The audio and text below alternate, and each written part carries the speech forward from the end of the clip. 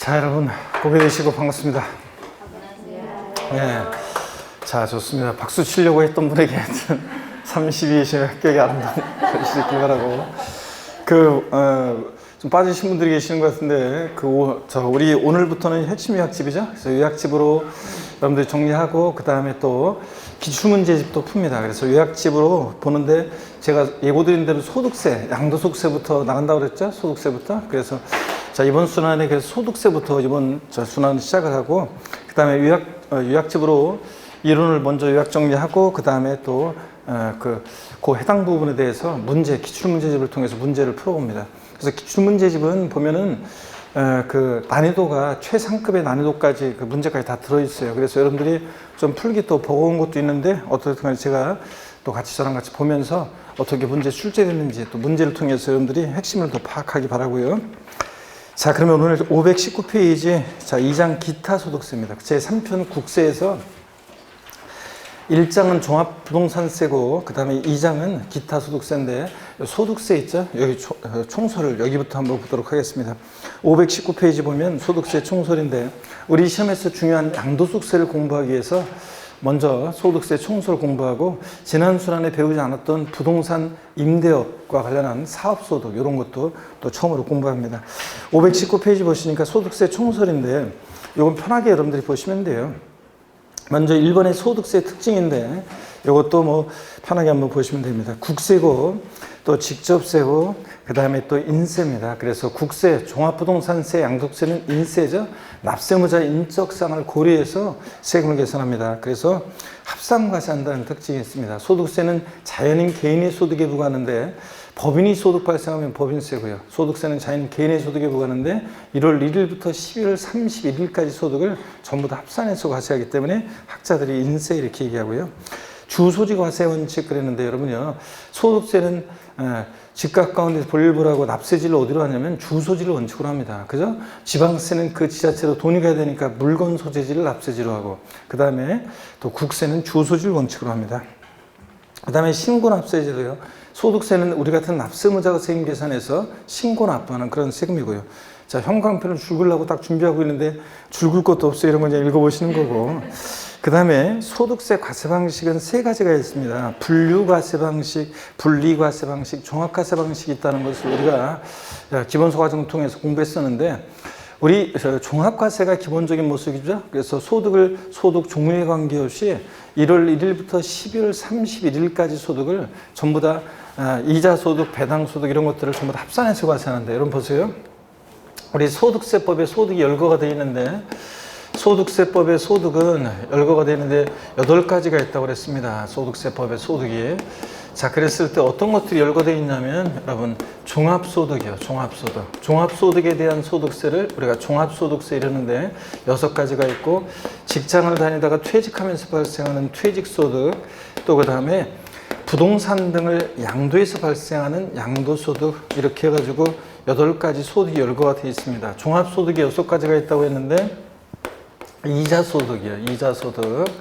그 다음에 배당소득. 여러분들이 뭐 저처럼 종합소득에 해당되는 소득들을 정확히 꿰고 있을 필요는 없지만, 배당소득, 그 다음에 사업소득이요. 사업소득, 또 근로소득, 연금소득, 기타소득, 그렇습니다. 이렇게 해서 6가지 소득이 열거가 되어 있는데, 우리 시험은 뭐, 여기 종합소득 중에서는, 종합소득세 중에서는, 자, 종합소득 중에서는요, 사업소득이 우리 시험범인데, 사업소득도 여러 사업소득의 종류가 있는데, 그 중에서 우리 시험은 부동산 관련한 사업소득이요. 그래서 부동산 보유 중에 대외에서 발생하는 부동산 임대업을 통한 소득이요.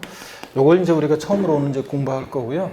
그 다음에 또 부동산을 사업적인 목적을 갖고 파는 매매업을 통한 소득, 또 그 다음에 자, 주택을 신축해서 판매하는 건설업을 통한 소득, 이 3가지가 우리 시험범인데, 우리 시험은 여기 부동산 임대업을 중심으로 한 문제가 출제가 됩니다. 자, 그리고 매매업과 건설업은 그냥 의 정도만 여러분이 아시면 되고, 자, 그럴 때 임대업에 대해서 오늘 이제 자세히 공부할 거예요. 그래서 자, 처음으로 이제 공부하는데 어떤 걸 공부하냐면, 범위, 어떤 게 부동산 임대업인지, 또 작년에 정답 지문으로 나왔었는데 어떤 경우에 비과세 되는지 임대소득이, 그 다음에 소위 전세주택이요. 보증금만 받고 임대했을 때 소위 전세주택과 관련한 내용.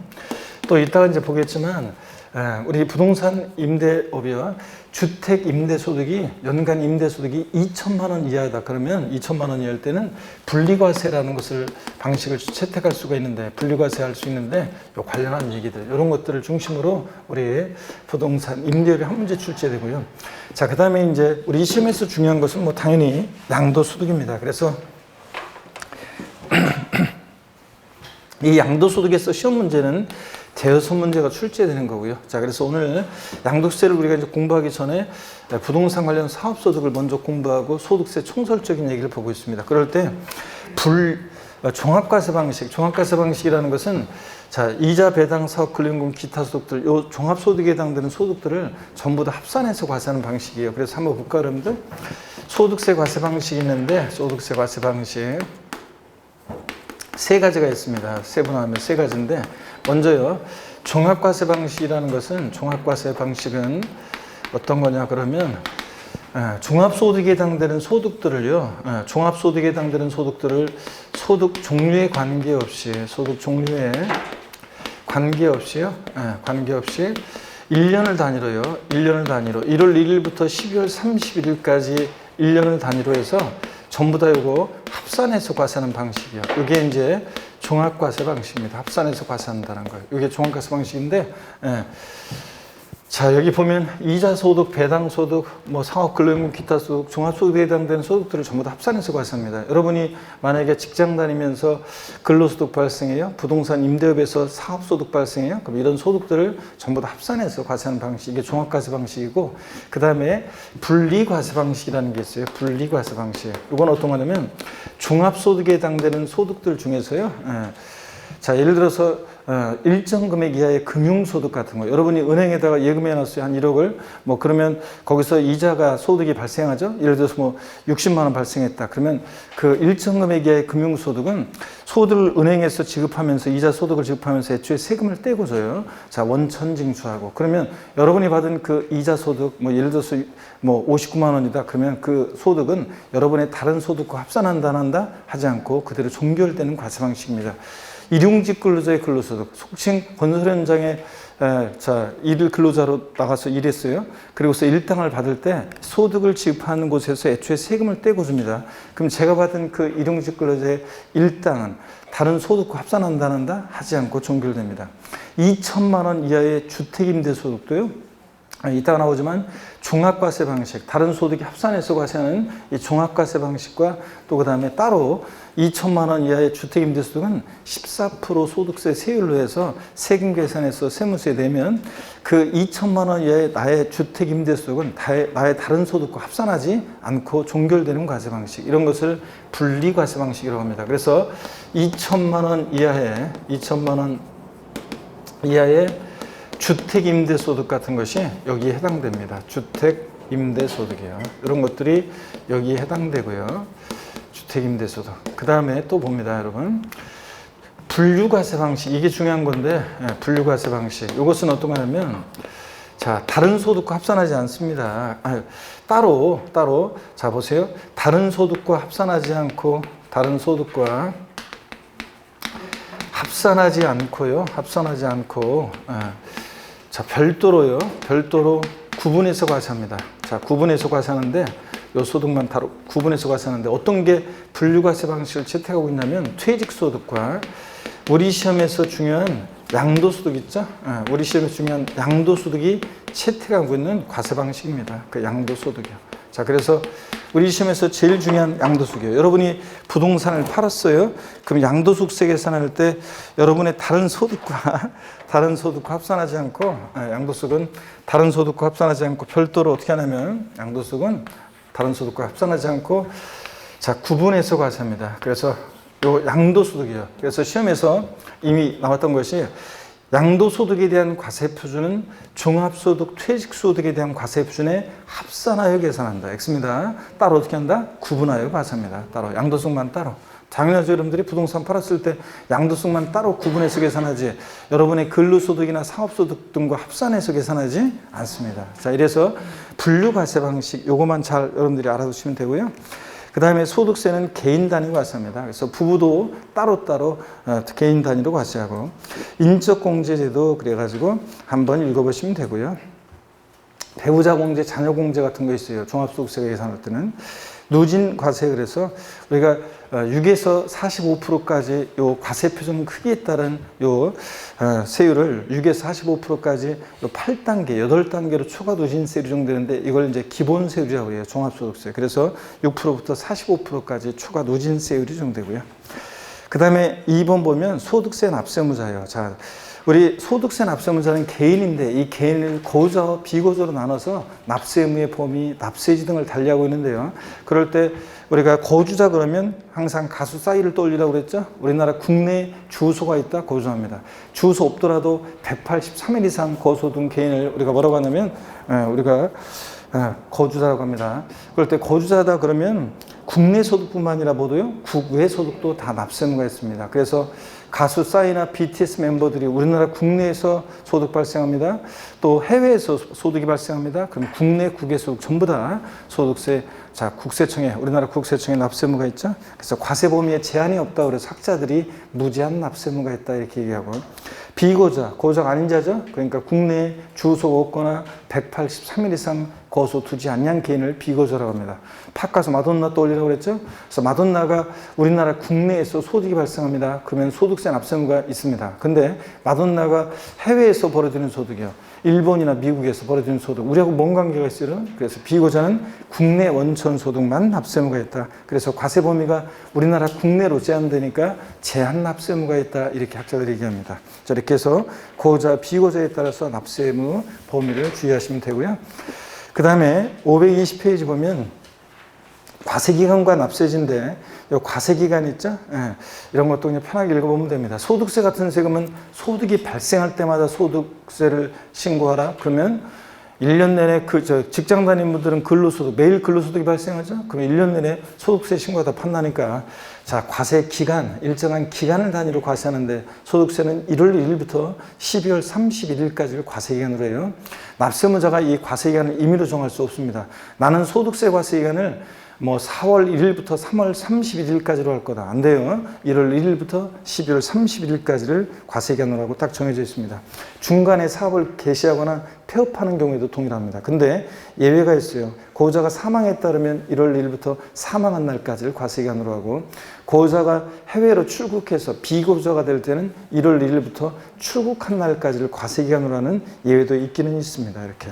자, 뭐든지 보시면 되고 납세지 거주자일 때는 당연히 집값 가운데 분류를 하고 주소지를 납세지로 합니다. 근데 주소지가 없다 그러면 거소지 관할 세무서를 납세지로 합니다. 비거주자는 우리나라의 주소나 183일 이상의 거소 두지 않는 개인을 말하니까 주소 거소지로 갈 수 없으니까 국내 사업장에 있으면 사업장 수리지. 사업장이 둘 이상이면 주된 국내 사업장 소재지를 납세지로 하고 사업장이 없다 그러면 국내 원천 소득이 발생한 장소를 납세지로 합니다. 한번 보고 납세지 변경 신고 같은 것은 한 번도 나온 적이 없습니다. 참고적으로 변경된 날부터 15일 내에 납세지 변경 신고해야 한다. 이런 거 그냥 읽고 지나가고요. 자, 여러분 절 봅니다. 그러면 질문 드리겠습니다. 비거주자가 국외에 소지하는 토지를 양도한 경우에 비거주자가 국외에 소지하는 토지를 양도한 경우에 양도소득세 납세무가 있다. 없습니다. 비거주자가 자, 마돈나가 미국에 있는 토지 팔았을 때 우리하고 뭔 관계가 있어요, 여러분들? 또 질문 드립니다. 비거주자가 국내에 소지하는 자산을 양도한 경우에 양도소득세 납세지는 비거주자의 국외 주소지다. 비거주자가 국내에 소지하는 자산을 양도한 경우 양도세 납세지는 비거주자의 국외 주소지면 마돈나가 자, 경기도 광명에 있는 부동산을 팔았다. 자, 그랬을 때 양도세를 비거주자의 국외 주소지면 미국에 자, 말이 안 되죠, 여러분들? 그러니까 당연히 자, 비거주자는 어디를 납세지로 하냐? 국내 사업장이 있으면 사업장 소유지. 국내 사업장이 없으면 국내 원천 소득이 발생한 장소. 그래서 마돈나가 국내 우리나라에 사업장이 없으면 자, 이 국내 원천 소득이 발생한 장소니까 여기 양도소득이 발생한 어디? 광명시 관할 세무서를 납세지한다 그런 얘기입니다. 그 다음에 계속해서 보시면요. 과세대상 소득의 구분은 제가 금방 소개해드렸습니다. 우리 소득세법에 열거된 소득들, 종합소득, 양도소득, 퇴직소득이 있는데 양도소득과 퇴직소득은 어떤 과세 방식을 채택한다? 분류과세 방식 채택하고 있다 말씀드렸고 우리 시험은 사업소득 중에서도 부동산 매매업, 그 다음에 그러니까 부동산 임대업, 매매업, 건설업을 중심으로 시험 문제가 출제가 된다고 그랬습니다. 자, 그 다음에 또 계속해서 봅니다. 중개업은 뭐 시험에 중개사법에서 배우는 거고 여러분들. 제 2절 봅니다. 기타 부동산 관련 소득세입니다. 그럴 때 부동산 관련 요 사업소득 그래가지고요. 건설업과 부동산 매매업, 임대업이 있는데 자 그럴 때 얘네들 자 사업성을 가지고 우리가 양도소득과 사업소득의 차이점은 뭐냐면 똑같은 개인이 부동산을 양도하는 건데 개인이 둘 다 발생한 소득, 개인이 부동산 등을 양도해서 발생한 소득에서 양도소득은 사업성 없이 파는 거고요. 사업성 없이 파는 거고 매매업 같은 것은 사업성을 가지고 팝니다. 그래서 사업성 여부에 따라서 우리가 양도소득과 사업소득이 구별되는 거고요. 자, 그 다음에 그런 얘기고 521페이지 건설업, 그 다음에 부동산 매매업이 나오는데요. 자, 여러분, 자, 요거 매매업과 건설업은 자세한 내용이 시험에 나온 적이 없어요. 여러분 보세요. 얘네들은 의의만 한번 어떤 게 매매업, 건설업인지 의의를 한번 물어본 적이 있는데 옛날에 15회 시험 때. 저를 보세요. 이렇게만 알고 가시면 돼요. 부동산 매매업과 건설업은 딱 요거만 알면 되는데 이게 부동산 매매업의 범위예요, 여러분. 자, 부동산 이게 매매업이다. 매매업. 그러면 부동산 매매업이면 자, 부동산 매매업이고 요게 이제 만약에 건설업이에요. 그러면 자, 부동산 매매업의 범위가 이렇게 넓어요. 거기에 건설업은 부동산 매매업의 일종이에요, 사실은. 근데 자, 차이점은 뭐냐면 건설업이라는 것은 딴 거 없어요. 주택이란 말 나오고 지문에 주택이란 말 나오고 신축이란 말 나오고 그 다음에 판매란 말 들어있으면 이건 뭐냐면 건설업이에요. 주택 신축 판매를 포함해서 건설업 그러는데 하여튼 지문에 자 주택이란 말 나오고 신축이란 말 나오고 판매 나오면 건설업이고 이 건설업은 주로 도급계약 형태로 이루어지죠. 자 매매업은요 이거예요. 이 주택 신축 판매 이외에는 다 뭐냐면 부동산 매매업이에요. 기존의 주택을 매입해서 신축이 아니라 기존의 주택을 매입해서 재판매한다거나 상가를 신축 판매한다거나 토지를 판다거나 하여튼 주택 신축 판매 이외 사업적인 목적을 갖고 부동산을 팔면 다 뭐다 이건 매매업입니다. 에? 주택 신축 판매 이건 뭐고 건설업이고 그 다음에 자 건설업은요 예정신고 의무라는 게 없어요. 확정신고만 있지 예정신고 의무가 없는데 도급계약 형태로 이루어지는데 집 짓다 말고 짓다 말고 살 수 없죠.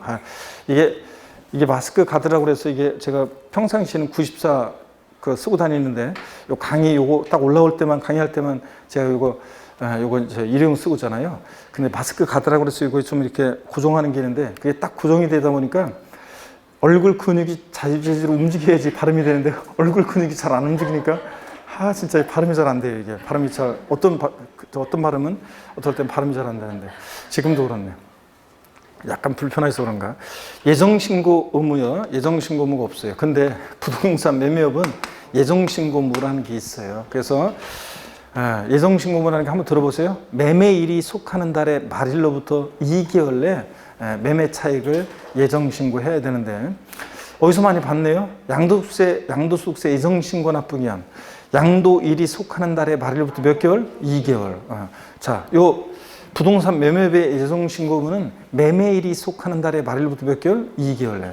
또 매매업은 매매 예정신고는 매매 차익이었거나 매매 차손이 발생한 때도 예정신고해야 한다 이렇게 돼 있어요. 어디서 많이 봤네요.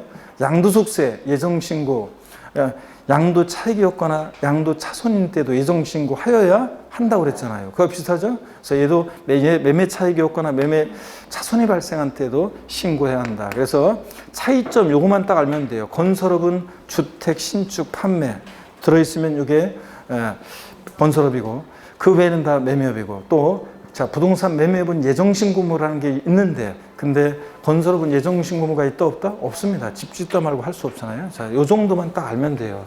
자, 매매업과 건설업은요. 그래서 거기 교재 보니까 건설업, 주택 신축 판매업, 일동의 주택을 신축하여 판매. 여러분 보세요.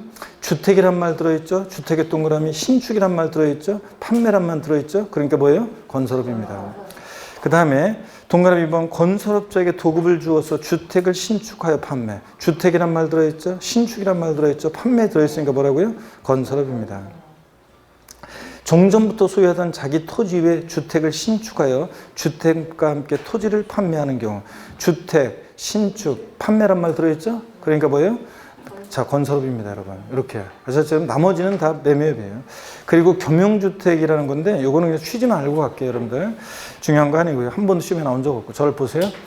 요 겸용주택은 뭐냐면, 주거와 주거 2배용돼 겸용되는 겸용주택을 신축해서 판매해요. 그러면 이 겸용주택을 주택으로 보면 주택, 신축, 판매니까 뭐예요? 건설업이고, 만약에 이 겸용주택을 주거와 주거 2배용돼 겸용되는 겸용주택을 상가로 보면 상가, 신축, 판매니까 뭐예요? 매매업이고. 그잖아요, 여러분들. 그래서 이걸 건설업으로 과세할 것이냐, 매매업으로, 부동산 매매업으로 과세할 거냐는 건데, 그럴 때 주택과 다른 목적의 건물을 하나의 매매 단위로 하는 경우, 요것만 그냥 알아두시면 돼요. 한번 혹시 모르니까 그냥 한번 보세요. 하나의 매매 단위로 해서 이 겸용주택을 신축 판매할 때 주택 면적이 다른 목적의 건물 면적보다 크면 뭐라고요? 전부주택이고, 주택 면적이 다른 목적의 건물 면적보다 작거나 같으면 뭐예요? 주거부분만 주택이에요. 어디서 많이 봤네요. 양도소득세에서 겸용주택, 암기 어떻게 했냐? 부등호 주택이 클 때만 전부 주택. 이거 했어요, 안 했어요? 부등호 주택이 클 때만 전부 주택. 생각나요, 안 나요? 안 나요, 여러분들? 아, 이거 안 배웠을 리가 없는데. 안 배웠단 말이에요, 여러분들? 자, 양도세 할 때 다시 배울 건데, 그럼 잘 보세요. 그 부등호를 잘 보세요. 위에 있는 부등호, 아래에 있는 부등호를 잘 보면, 이거를 한마디로 표현하면 주택 면적이 클 때만 전부 주택이에요. 그죠, 여러분들? 이걸 한마디로 표현하면, 지금 두 얘기를 한마디로 표현하면, 부등호, 위에 있는 부등호, 주택 면적이 클 때 부등호하고, 자, 주택 면적이 주택 이해 면적보다 작거나 같을 때 부등호를 보세요. 그러면 요거 한마디로 표현하면 주택 면적이 클 때만 전부 주택이에요. 나중에 양도소득세에서 또 나오는데 주택 면적이 클 때만 전부 주택이에요. 양도세에서 또 나옵니다.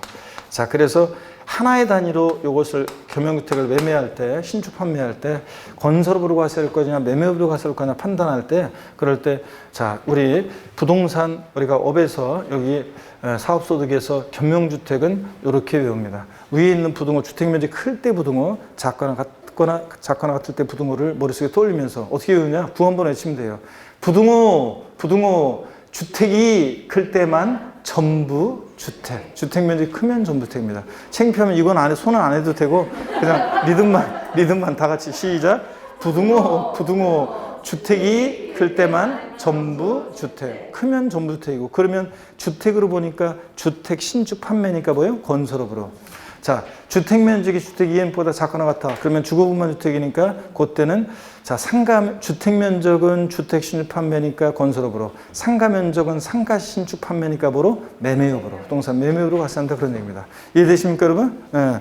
그다음에 각각의 단위로 매매할 때 이런 것까지 우리가 볼 필요 없어요. 하나의 단위로 매매할 때만 눈여겨보고 부등호 주택이 클 때만 전부주택, 이렇게 알고 가시면 됩니다. 양도소득세 겸용주택과 똑같아요. 부동산 매매업은요, 동그라미 1번 내용 있잖아요. 이 1번 내용이 사실은 이게 삭제가 됐는데, 요 소득세 통칙 내용이 이게 소득세법 통칙 내용인데, 이게 사실은 뭐 삭제가 됐기 때문에 1번은 신경 쓰지 마시고 2번부터 보게요. 자기의 토지 위에 상가를 신축해서 판매할 목적으로 건축 중인 건축법에 있는 건물과 토지를 제3자 양도. 여러분요, 자 보니까 주택이 아니죠? 상가를 신축, 판매, 이런 말이 나와요. 그럼 주택 신축, 판매가 아니니까 다 뭐라고요? 매매업입니다. 3번에 토지를 개발해서 주택지, 공업단지, 상가, 묘지 등으로 분할 판매. 그냥 부동산을 팔았어요. 주택 신축, 판매 말고. 그러면 다 뭐라고요? 매매업입니다. 자, 그래서 여러분들이 거기 제목 건설업과 매매업에 대한 요거만 여러분들이 이렇게 혹시 모르니까 요거만 딱 정리해 두시면 돼요. 적어 놓으시면 돼요. 그래서 건설업은 거기다 써놓으면 되잖아요. 건설업은 제목 옆에다가 주택, 신축, 판매 들어있으면 건설업이고 예정신고 무엇고. 그 다음에 거기 여러분들 그 3번 부동산 매매업 제목 옆에다가 주택, 신축, 판매 이외 다 매매업이고 그 다음에 예정신고무가 있다는 거. 이런 정도만 거기다 적어 놓으시고 갑니다, 여러분들. 자, 그리고 부동산 임대업입니다. 자, 그래서 부동산 임대업 4번 있죠? 여기에 별표시 하나 합니다. 작년에는 부동산 임대업 제가 별표시 2개 내지는 3개 했었는데 28회 시험 때 나오고 그 이후에 안 나왔었어 가지고 제가 31회 시험 때는 나올 가능성이 높다고 그래서 별표시 3개 하고 막 2개 하고 그랬었는데 작년에 나왔어요. 그래서 31회 시험 때. 그렇기 때문에 또 이게 올해 연달아 나올 가능성이 조금 작년보다는 가능성이 확 좀 떨어져가지고 부동산 임대업 4번에다가 별표시 큼지막하게 하나 합니다. 그래서 임대업은 항상 기본적으로 우리가 대비를 하셔야 되는 그런 부분입니다. 먼저 아까 부동산 임대업은 어떤 걸 공부하냐면 제가 그랬죠? 범위. 어떤 게 부동산 임대업이냐 이걸 공부한다고 그랬잖아요. 이 부동산 임대업이 어떤 거냐? 범위. 여기서 시험 문제는 옛날부터 전통적으로 제일 많이 나왔어요. 그래서 이 범위를 주의하셔야 되는데 특히 동그라미 1번 있죠? 여기다 별 표시합니다. 부동산 임대업 4번 전체에 큰 별 표시고 하나 하시고 여기 임대업의 범위가 중요한데 동그라미 1번이요. 여기 특히 별 표시합니다. 부동산 또는 부동산 상해 권리대로 인한 소득 521페이지입니다. 521페이지 요약집. 요약집부터 먼저 봅니다. 요약집부터. 521페이지. 자, 521페이지 맨 아래인데, 그러고 보니까 본격적으로 보기 전에, 우리 스트레칭 한번 하고 보도록 하겠습니다. 목 운동부터 합니다, 여러분들. 목 운동부터. 아이고, 자. 반대로 돌리시고, 허리도 좌로, 우로 돌립니다, 여러분들. 기지개도 화끈하게 제끼시고, 어깨도 돌리시고 여러분들. 아이고 좋습니다.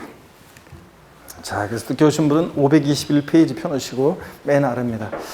자, 부동산 임대업에서 어떤 게 부동산 임대업이냐? 동그라미 1번이요.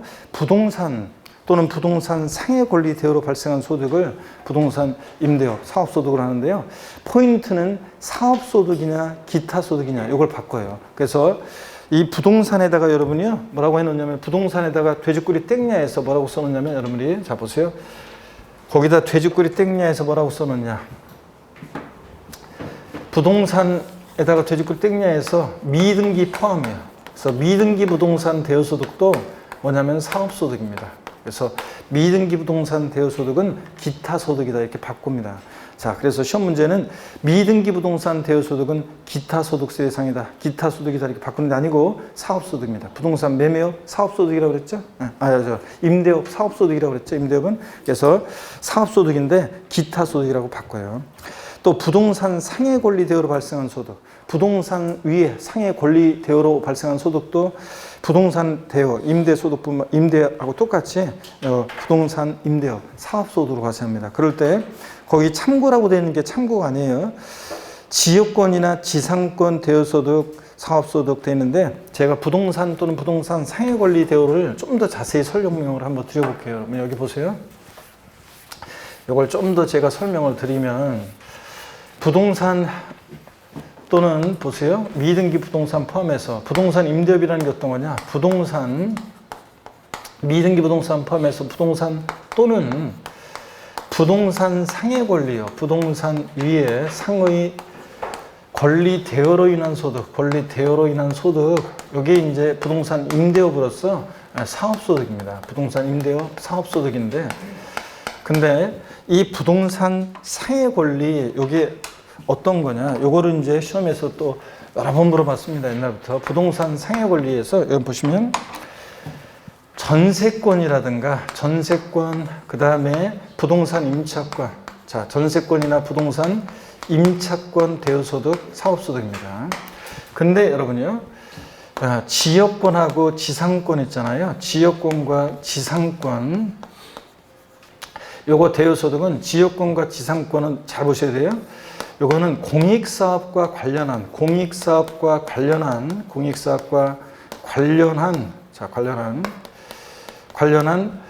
지역권 지상권 대여소득은 요거는 뭐냐면 기타 소득입니다.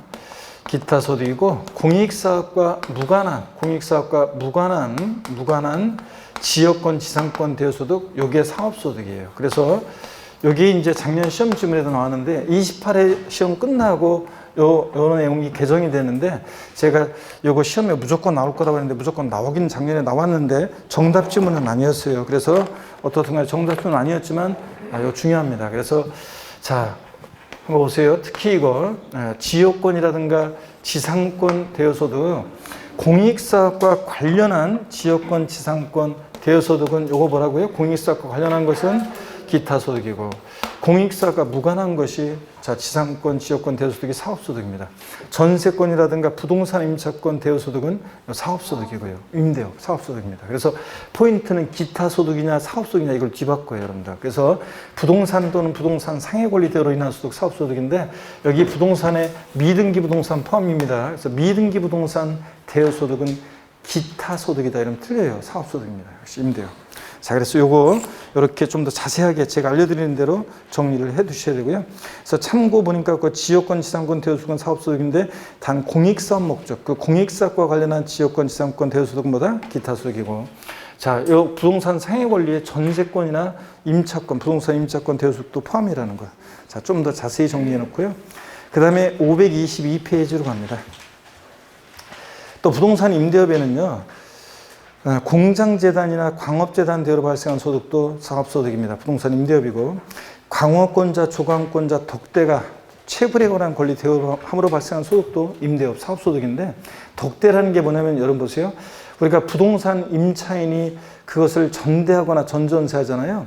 자, 부동산 사용수익에 대한 권리를 빌린 사람이 또 빌려주는 게 전대잖아요. 근데 전대, 전전세인데 타인의 광부에서 광물을 채굴할 수 있는 권리를 빌린 사람이 덕대예요. 근데 그 덕대가 타인의 광부에서 광물을 채굴할 수 있는 권리를 또 다른 사람한테 빌려줘요. 대가를 받고. 이런 것도 임대업 사업소득입니다. 그러고 보니까 한 가지 빠진 게 있는데 부동산 상해 권리에서 이런 것도 떠올리시면 돼요. 여기 부동산 임대업 사업소득에는 여기 한 가지만 더 추가한다 그러면 거기 동그라미 말하자면 3번 아래에다가 동그라미 4번 해놓고 이런 것도 포함해요. 뭐냐면요. 그 민법의 물상보증이 있잖아요. 자신 소유의 부동산을 타인의 담보로 제공. 자신 소유 부동산을 담보 제공. 타인의 채무에 담보로 제공하고. 자, 다시요. 좀 더 정리해 드릴까요? 자신 소유 부동산을 타인 채무에 담보로 제공합니다. 타인 채무에 자신의 부동산을 담보로 제공하고 담보 제공하는 것도 이런 것도 부동산 빌려주고 대가 받으니까 민법의 물상보증인 있죠? 이것도 자 뭐냐면 부동산 임대업 사업소득입니다.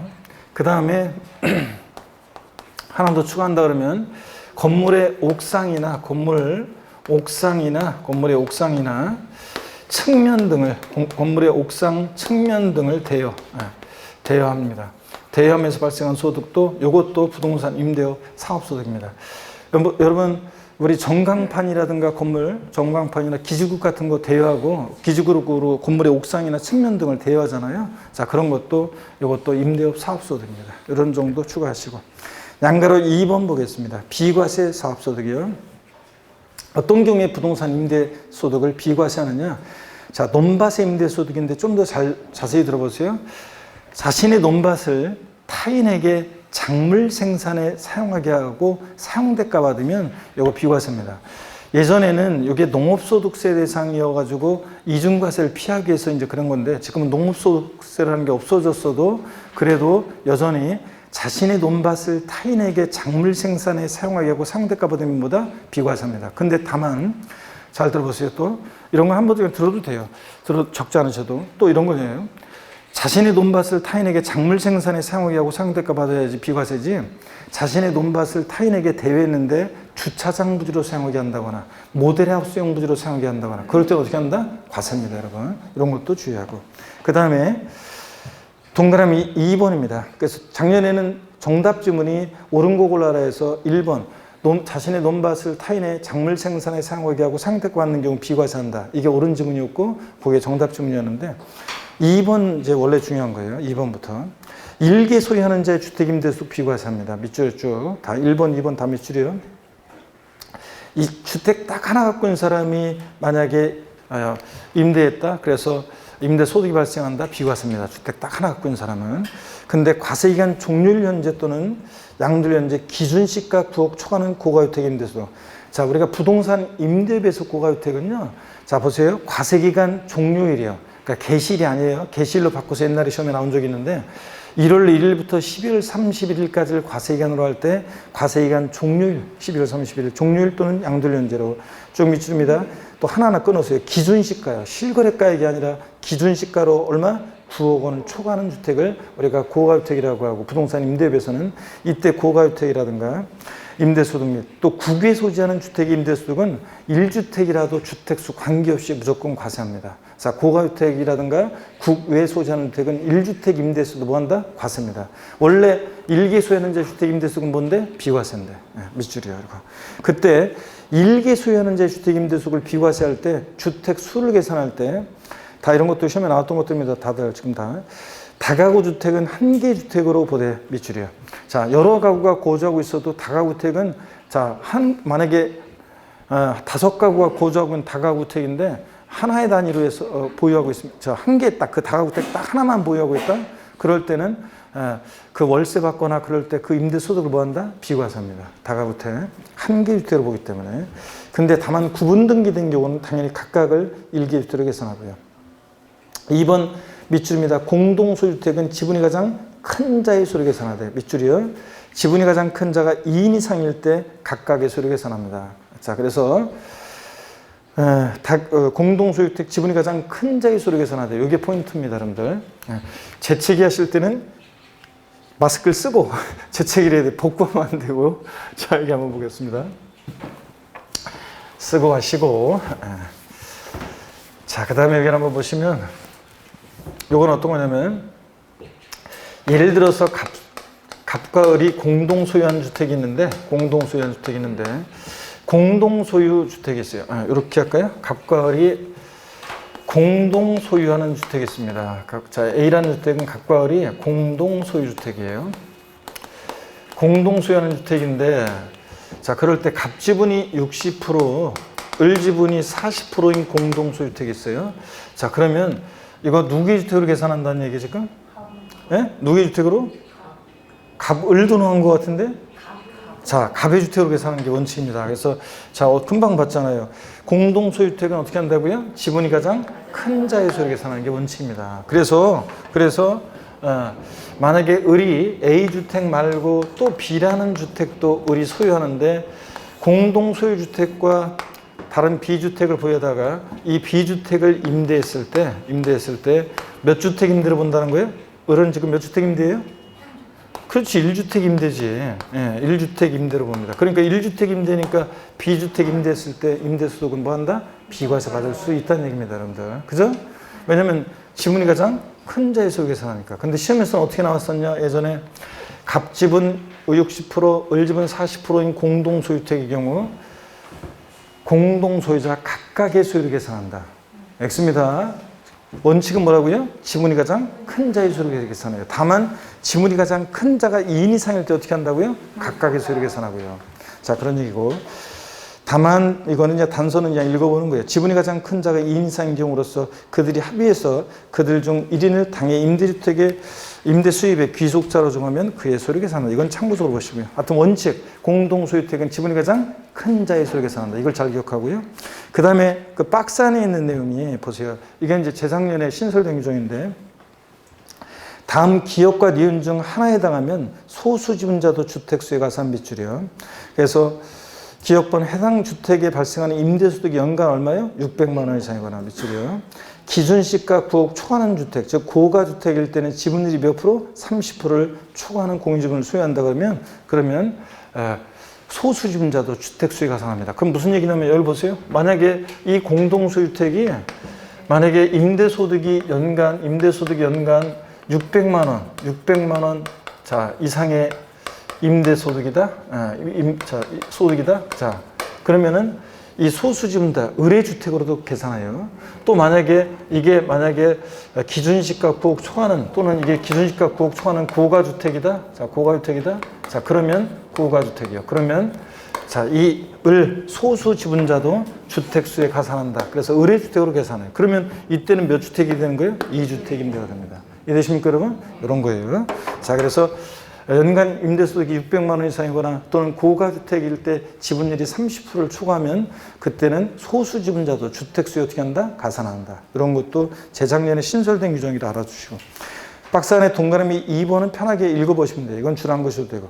동일주택을 부부가 일정 지분 이상 소유한 경우 다음 순서로 부부 중 1인의 소유주택으로 계산한다. 여러분, 부부 공동명의 주택이에요. 그런데 주택 수 계산할 때 공동소유자가 원래 각각의 소유 계산하잖아요. 그래가지고 2주택 소유 이러면 안 되잖아요. 주택 딱 하나인데 실제는 하나인데, 그죠? 그렇기 때문에 부부 공동소유인 경우에는 그때는 부부 중에서 지분이 가장 큰 자가 있으면 그 자의 소유로 주택 하나로 계산하는 거예요. 그 다음에 그 자의 소유로 계산하고 또 그 다음에 지분이 균등하다 그러면 부부 중에서 이제 정의할 수 있어요.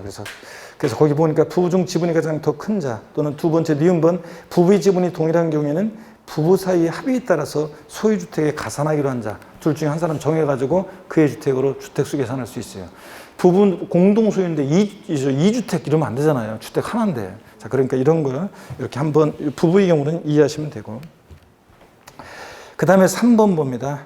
임차 또는 전세반 주택을 전대하거나 전전세하는 경우 밑줄입니다. 포인트는 임차 또는 전세반 주택을, 여기 포인트요. 임차인 또는 전세반 주택으로 계산한다는 걸 쫙 밑줄이에요.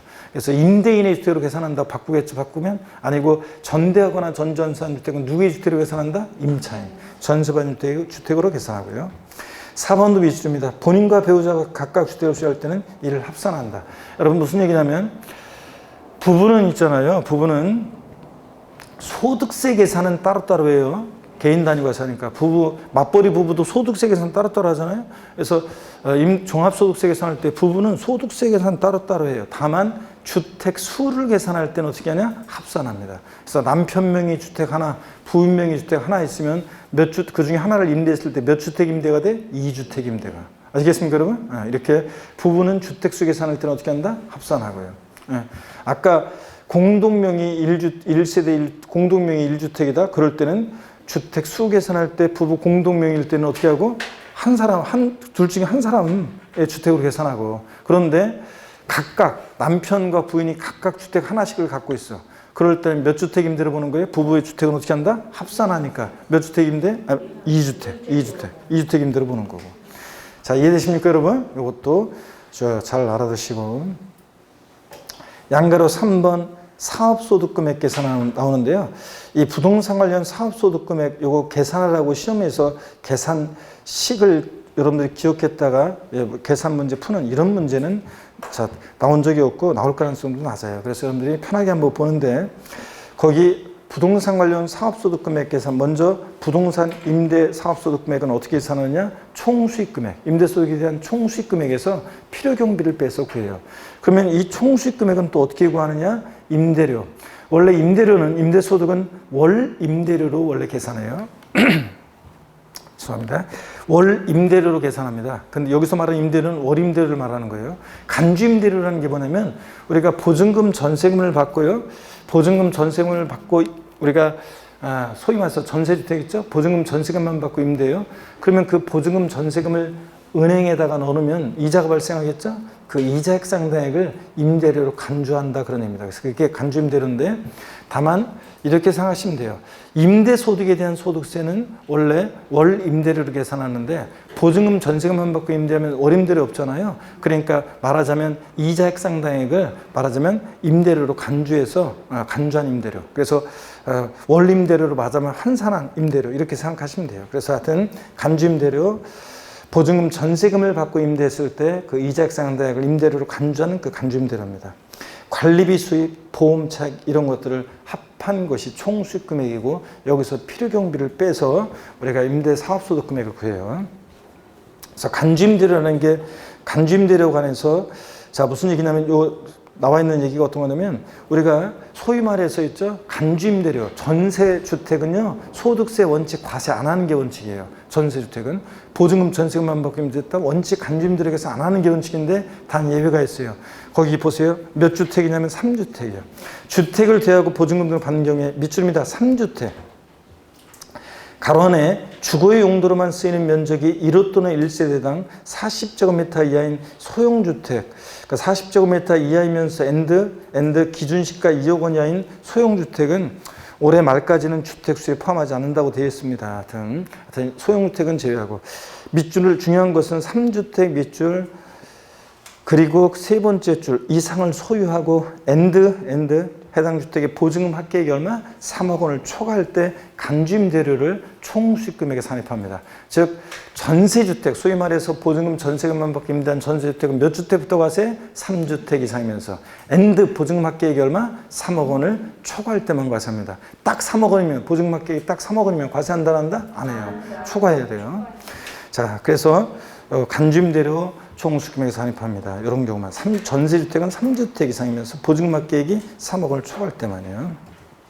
그 다음에 523페이지 양가로 4번 그래서 이 전세주택 꼭 알아두셔야 되고 하여튼 그 양가로 2번 비과세 사업소득 중요하고 양가로 2번 전체 중요하고 그 다음에 별표시고 그 다음에 여기 간주임대료 별표시고요. 그 다음에 523페이지 부동산 임대 사업소득의 과세 방법 한번 봅니다. 동그라미 1번이요. 부동산 임대에서 발생하는 소득은 개인 단위로 시간이 조금 된 건가요? 그래도 마저 한번 봐야 되겠네요. 부동산 임대에서 발생하는 소득은 개인 단위로 과세하며 원칙적으로 종합소득 과세 표준에 합산해서 과세한다.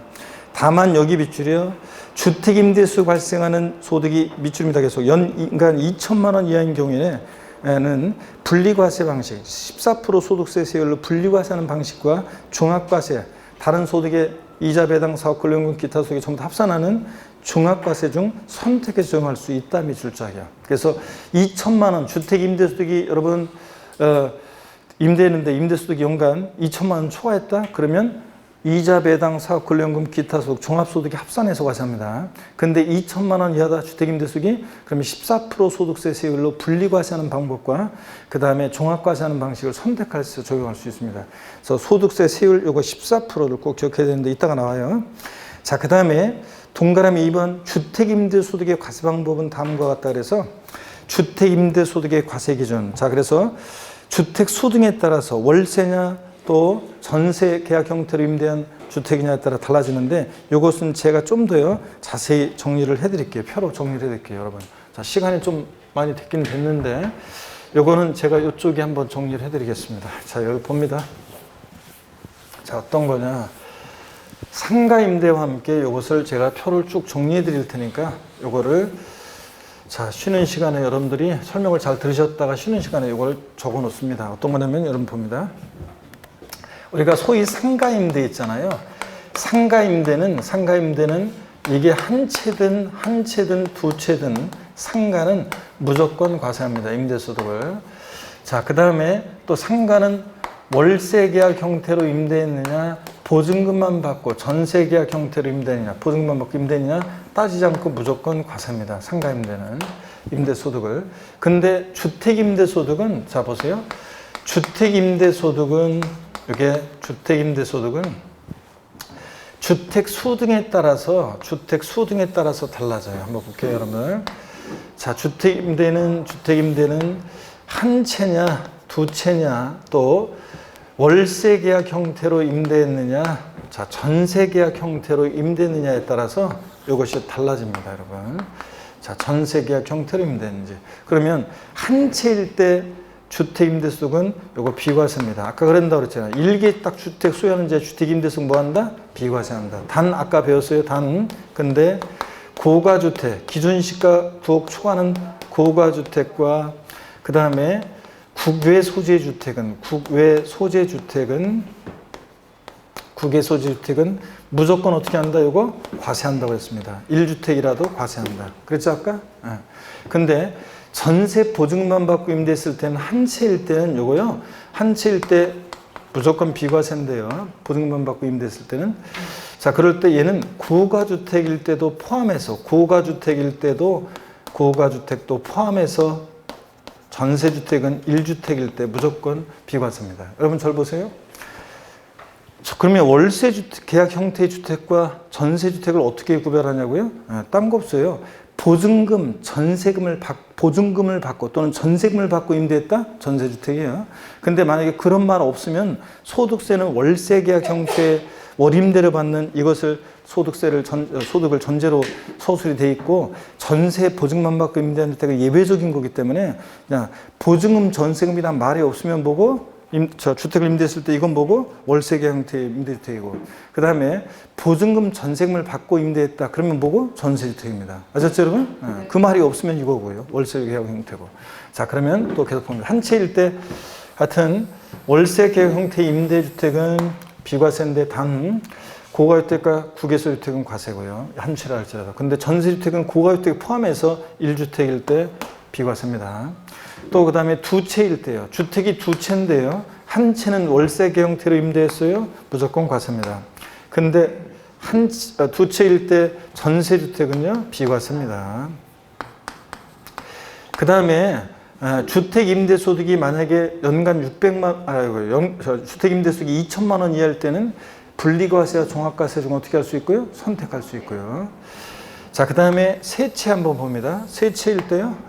주택 임대소득. 자, 세 채일 때 주택 임대소득이요. 과세, 비과세, 월세 계약 형태는 무조건 과세입니다. 하나만 비과세지. 자, 두 채부터 무조건 과세입니다. 근데 전세주택은 3주택 이상이면서 세 채일 때 3주택 이상이면서 엔드 보증금 합계액이 그러면서 엔드 보증금 합계액이 얼마요? 얼마? 3억 원을 이상의 초과요? 3억 원을 초과할 때 목소리 커지네. 좋습니다. 3억 원을 초과할 때 간주임대료 총 수익 금액에 자 요럴 때는 초과할 때 요럴 때는 당연히 이거 어떻게 한다? 과세입니다. 3주택일 때, 자 이상이면서 보증받 계획은 3억 원 초과할 때 간주임대료 총 수익 금액 산입해서 월 전세주택도 과세가 됩니다. 이렇게 여러분들이 제가 정리해 드리는 대로 과세 자 알아둡니다. 상가임대는 무조건 과세 여러분들. 자 그러면 됐고 계속 이어서 봅니다. 거기 주택임대소득에서 거기 그 표 아래에 보니까 과세요건 주택수 기준에서 그 표 아래 소유주택수는 부분을 합산해서 계산하고 아까 말씀드렸죠? 체크 그래도 또 한번 기준시가 꼭 초과하는 고가주택과 국외소지주택은 1주택자도 어떻게 한다? 과세하고 이런 것들. 소용주택은 3주택 계산할 때 제외하고요. 과세 방법 자 2천만 원 이하일 때 주택임대소득은 종합과세와 분리과세 중에서 어떻게 할 수 있고 선택할 수 있고 2천만 원 초과하면 어떻게 하고 종합과세하고 이런 것들 밑줄이고 특히 2천만 원 이하일 때 이거 분리과세 종합과세 선택할 수 있다. 그럼 분리과세 할 때 어떻게 산출세를 구하느냐 그 계산식이 나와 있는데요.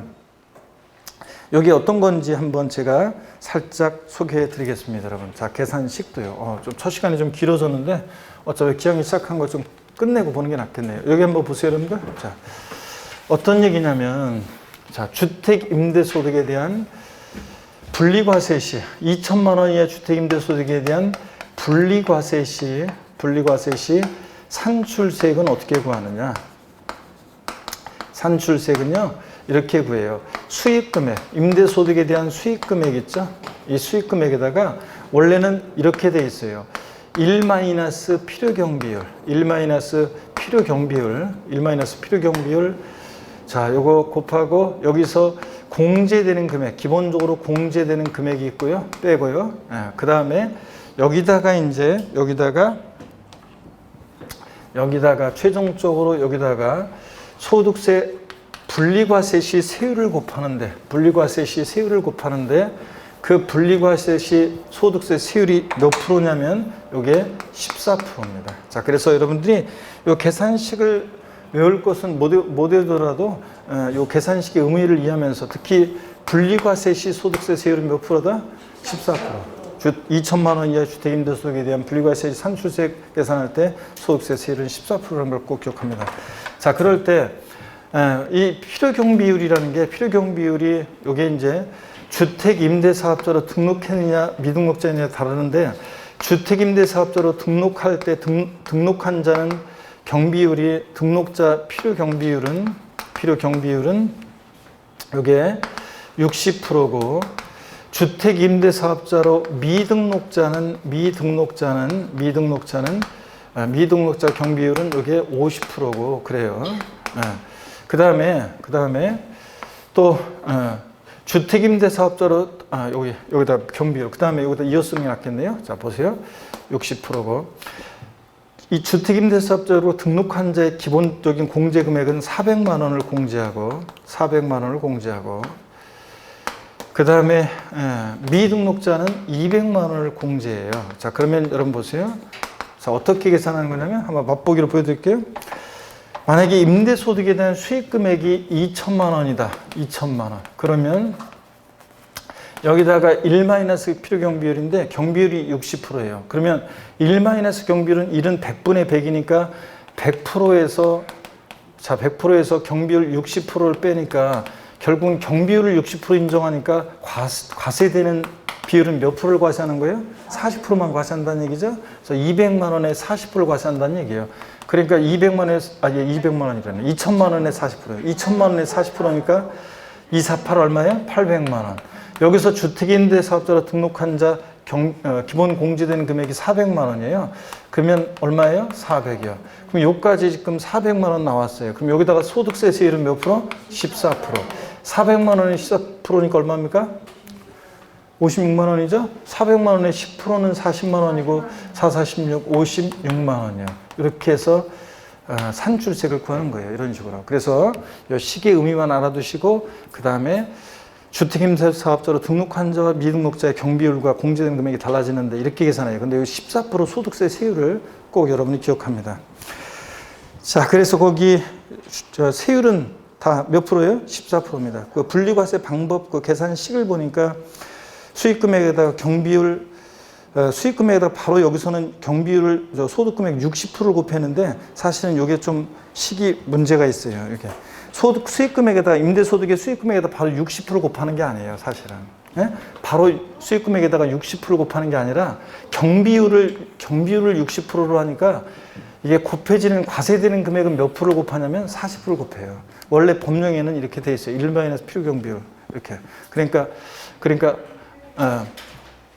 1- 필요경비율로 돼 있어요. 원래는. 그래서 이렇게 해가지고 1은 100분의 100이잖아요. 그러니까 100%잖아요. 100%에서 60%를 빼니까 경비율을 60%를 인정하면 경비율을 60% 인정하면 과세되는 비율은 몇 프로예요? 40%는 과세하는 거예요. 원래는 이렇게 돼 있는 거예요. 자, 이렇게 해서 이런 식으로 계산하는 거예요, 원래는. 계산식이 원래 이렇게 돼 있다, 원래. 근데 여러분들은 신경 쓰지 말고 거기 그 경비율은 그냥 60%고 임대사업자 등록한 자, 미등록자는 50%고 그냥 경비율만 기억해요. 계산식의 의미에는 조금 문제가 있고. 그 다음에 공제된 금액 400, 200만 원 공제하고 소득세 세율은 몇 프로다? 14%로. 요거 꼭만, 요 14%만 꼭 좀 기억합니다, 여러분. 자, 그리고 됐습니다. 그 다음에 참고 거기요. 523페이지 참고. 결손금 공제. 주택 임대업에서 발생한 결손금은 다른 종합소득과 어떻게 한다? 공제된다. 밑줄이요. 작년 시험 지문이 한번 나왔었는데. 있죠. 자, 그리고 524페이지 넘어갑니다. 524페이지로 넘어가니까 양가로 5번에 부동산 임대업 소득금액 총수금액의 수입시 그래가지고요. 계약 또는 관습에 의해서 지급일이 정해져 있으면 정해진 날. 매달 15일 정해져 있으면 15일. 그게 임대소득의 수입식입니다. 2번 계약 또는 관습에 의해서 지급일이 정해지지 않았다. 그러면 실제로 지급을 받은 날. 이렇게 눈에 한번 익혀두고 지나가면 되고요. 자, 이렇게 해서 부동산 임대업 상업소득을 중심으로 범위 어떤 게 부동산 임대업인지 부동산 또는 부동산 상해 권리 대여로 인한 소득 이런 거 미등기 부동산 포함이고 부동산 상해 권리의 전세권이나 임차권 대여 소득인데 또 지상권과 지역권 대여 소득은 공익사업과 관련한 것은 뭐고 기타 소득이고 공익사업과 무관한 게 사업소득이고 이런 것들 건물의 옥상이나 측면 등을 대여하고 받는 소득 이런 것도 사업소득이고 임대원 그 다음에 비과세 임대소득 배웠고요. 논바세 임대소득 비과세, 일개 소유하는 제 주택 임대소득 비과세예요. 자, 그리고 단 고가주택과 구개소주택은 어떻게 한다? 1주택이라도 과세한다. 이런 거 배웠고, 그 다음에 또 우리가요, 그 주택 수 계산할 때 공동 소유주택은 지분이 가장 큰 자의 수로 계산하되, 지분이 가장 큰 자의 수로 계산하되, 이런 것들. 또 다가구주택은 전체로 어떻게 하고 한 개의 주택 계산하고, 물론 공동소유주택은 지분이 가장 큰 자의 수로 계산하고, 지분이 가장 큰 자 2인 이상일 때 각각의 수로 계산하는데, 다만 소수 지분자도 주택수에 가산하는 경우도 있어요. 연간 임대소득이 600만 원 이상이거나, 그 다음에 고가주택일 때는 지분율이 30% 초과할 때예요. 자, 금방 까먹더라도 계속 보는 수밖에 없어요. 계속 보면 돼요. 자, 고가주택일 때는 지분이 30% 초과하거나, 이럴 때는 소수 지분자도 주택수에 가산하는 경우도 있다.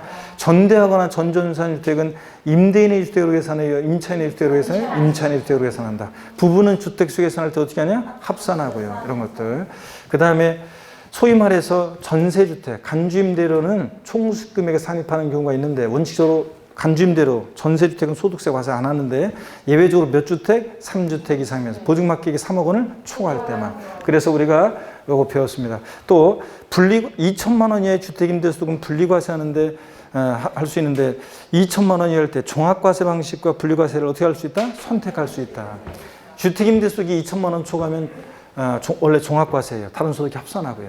자, 그럴 때 상가임대는 무조건 과세예요. 한 채든 두 채든 월세든 전세든. 근데 주택임대소득은 월세냐 전세 계형 임대냐 주택 수에 따라 달라진다는 거. 그렇죠, 여러분들? 그래서 이거 다시 한번 자 비교합니다. 전세주택은 하여튼 3주택 이상이면서 보증가격이 3억을 초과할 때만 과세합니다. 한 채, 두 채일 때는 고가주택일지라도 전세주택은 과세하지 않고요. 월세주택은 하나일 때만 비과세고, 단 고가주택과 구개주택은 한 채라도 과세고, 임대소득을. 두 채부터 무조건 과세고요. 이런 것들. 자, 그리고 분리과세 시 소득세 세율은 몇 프로다? 14%다. 이 정도 딱 기억하시면 됩니다. 자, 됐고요. 잠시 쉬었다가 이제 문제, 기출문제 해당되는 문제 풀어보고, 또 양도소득세로 제3장 524페이지로 요약집은 넘어가겠습니다. 그래서 다음 시간에는 우리가 기출문제집하고 같이 병행해서 보셔야죠. 그래서 기출문제집과 같이 병행해서 여러분들 기출문제집 해당 부분을 풀어드리겠습니다. 잠깐 쉽니다.